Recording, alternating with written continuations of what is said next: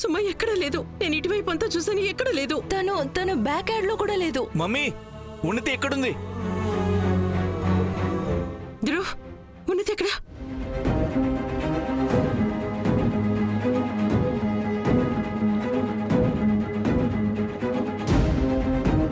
వటపత్ర సాయికి వరహాలలాలి.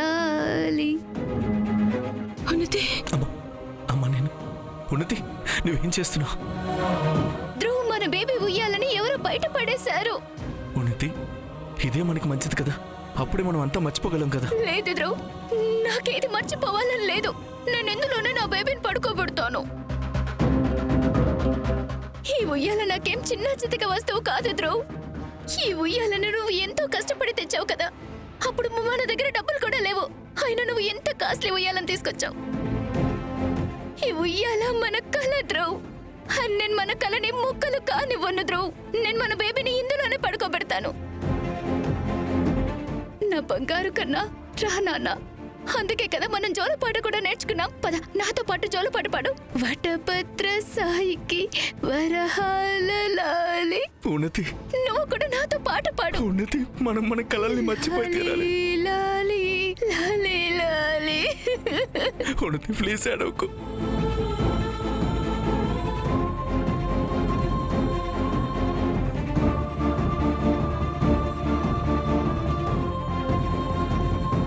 వావ్, అందరూ నా కోసం ఎంత ఏడుస్తున్నారు. మంచిదే, నేను ఎంత దీనంగా ఏడుస్తానో అందరూ నా వైపు అంత జాలిగా చూస్తారు.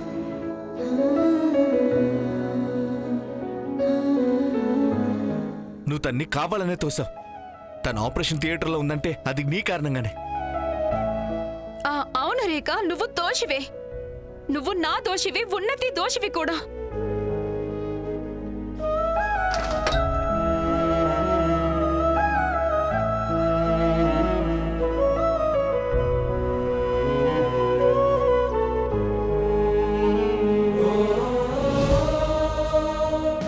రేఖ, ఇంక ఈ విషయాలన్నీ పక్కన పెట్టి వచ్చి కొంచెం ఏమైనా తిను. నువ్వు పొద్దునుంచి ఏమీ తినలేదు. రాఘవ్, నాకు నిజంగానే ఆకలిగా లేదు. కొంచెమైనా తినొచ్చు కదా ప్లీజ్.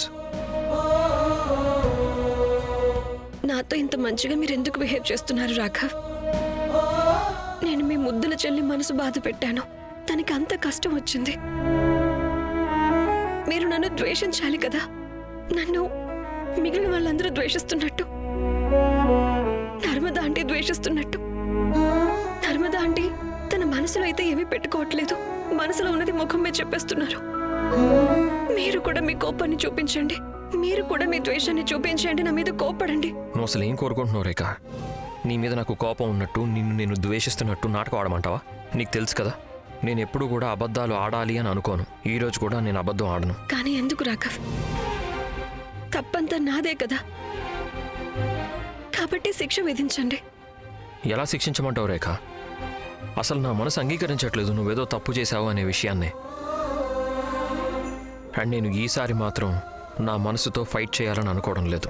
ఇదంతా వదిలేసి నువ్వు ఇంక వేరే విషయం మీద, దేని మీద ఫోకస్ చేయి. అమ్మ మాటలు కూడా పట్టించుకోకు. అమ్మ మనసు కూడా బాధపడింది. కానీ నువ్వు చూస్తూ ఉండు, తనకి ఈ విషయాలన్నీ క్లియర్గా అర్థమైన వెంటనే అంతా సెట్ అయిపోతుంది. తనే వచ్చి మళ్ళీ నీతో నార్మల్గా మాట్లాడుతుంది. తెలీదు రాఘవ్, నేనెప్పుడు నర్మదా ఆంటీలో ఇలాంటి రూపాన్ని చూడలేదు. బహుశా అందుకే ఇది అస్సలు తట్టుకోలేకపోతున్నాను. నీకు తెలుసా రేఖ, నాకు కూడా చిన్న జెలస్ ఫీల్ ఉండేది అమ్మది నీది రిలేషన్ చూసి. అందుకే నేను కూడా కొంచెం కంగారుగానే ఉన్నాను అమ్మ ఈ విధంగా నీ పట్ల రియాక్ట్ అవ్వడం చూసి. కానీ నువ్వే చూస్తూ ఉండు, అంత త్వరగానే సెట్ అయిపోతుంది. కానీ నువ్వు నా కోపం చూడకుండా ఉండాలి అనుకుంటే వచ్చి వెంటనే ఏదో ఒకటి తిను. నువ్వు ఇక్కడ కూర్చో, నేనే వెళ్ళి నీకోసం ఫుడ్ తీసుకొని వస్తాను.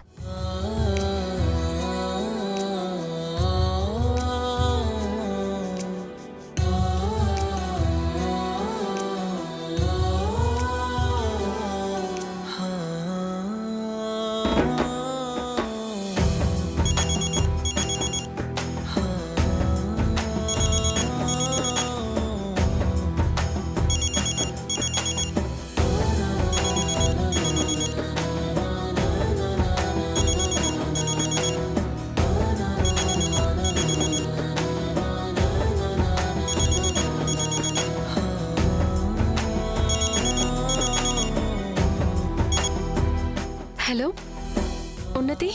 అంటే నేను ధ్రువుని మాట్లాడుతున్నాను. ధ్రువ్, ఉన్నతి ఎక్కడుంది? ఎలా ఉంది తను? అంటే ఉన్నతి కృంగిపోయింది. మేము తన్ని సముదాయించడానికి చాలా ప్రయత్నిస్తున్నాం. ఐ హోప్ తను నార్మల్ అయిపోతే బాగుండు. తనేమైనా తిందా? లేదంటే ఒక్క మెతుకు కూడా తినలేదు. ఇన్ఫాక్ట్ తను కొంచెంసేపు ఎక్కడ కనిపించలేదు. మేము అన్ని చోట్ల వెతికాం, ఇంట్లో బయట. కానీ మేడ మీద చూసేసరికి తన ఆ ఉయ్యాలతో ఆడుకుంటుంది, కూర్చొని ఊపుతుంది. ఆ ఉయ్యాలు మమ్మీ పారేశారు కూడా. ఎలా అనిపించిందంటే తన ఉయ్యాల్ని కాదు, మా బేబీని పట్టుకున్నట్లు కూర్చుంది. తను అసలు వదలనే లేదు. నేను అర్థం చేసుకోగలను ధ్రువ్. ఉన్నతిని జాగ్రత్తగా చూసుకో. థ్యాంక్ యూ నాన్న, నువ్వు తన పక్కన ఉన్నందుకు. నేను రేపు వస్తాను ఉన్నతిని కలవడానికి. సరే ఆంటీ, మీరు రండి ప్లీజ్, తనకి బాగుంటుంది. బాయ్.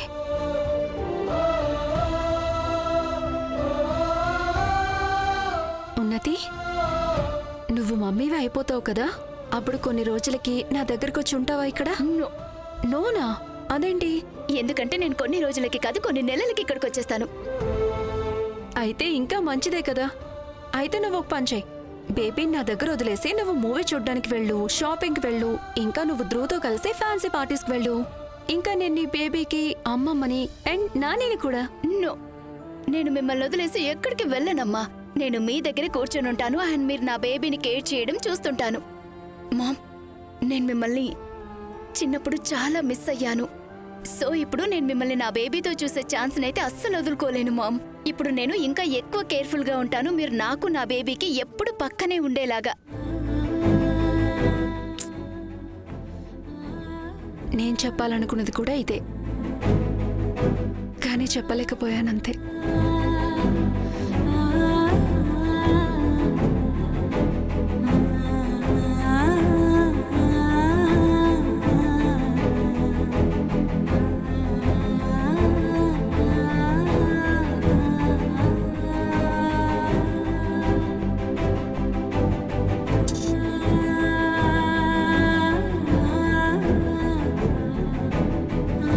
పవర్ ట్రిప్ అయిపోయినట్టుంది. నేను క్యాండిల్స్ తీసుకొని వస్తాను.